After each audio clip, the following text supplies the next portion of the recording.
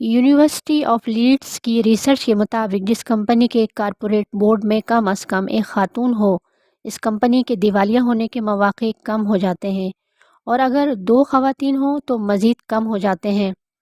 امریکہ کی ایک تحقیق کے مطابق خواتین تاجر 50% کم سرمایے کے ساتھ 20% زیادہ منافع لاتی ہیں۔ اور مزید یہ کہ امریکہ میں 1/4 کاروبار خواتین کی ملکیت ہے، اور وہ $147.8 ملین کی سیلز کی صورت میں امریکی معیشت کو دیتی ہیں۔ خواتین اپنی محنت اور قابلیت کی بنا پر معاشی میدان میں کامیابی حاصل کرنے کی صلاحیتوں سے بہرہ مند ہیں، لیکن انہیں دیگر عوامل آگے بڑھنے سے روکتے ہیں۔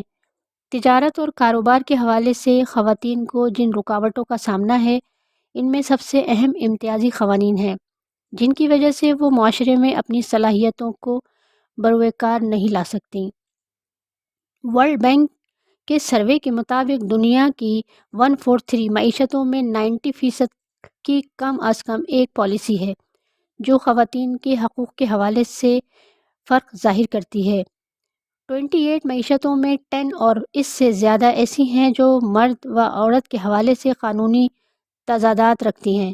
یہ تجزیہ ورلڈ بینک کی طرف سے خواتین، کاروبار اور قانون کے عنوان سے کیا گیا۔ اس طرح کی محرومیاں پالیسی میں دیکھی گئیں جن میں جنسی امتیازات نظر آئے، مثلاً کاروبار کی رجسٹریشن، ملک سے باہر سفر کرنا، وراثتی اور مالکانہ زمین اور دیگر پیداواری اثاثوں کی ملکیت سے محرومی، اور بینک اکاؤنٹ کھولنا۔ اس کی ایک مثال پاکستان اور کانگو کی ہے، جہاں خواتین کاروبار اپنے نام پہ رجسٹر نہیں کرا سکتیں۔ مزید یہ کہ 15 ممالک ایسے ہیں جہاں خاوند کی مرضی کے بغیر خواتین ملازمت نہیں کر سکتیں۔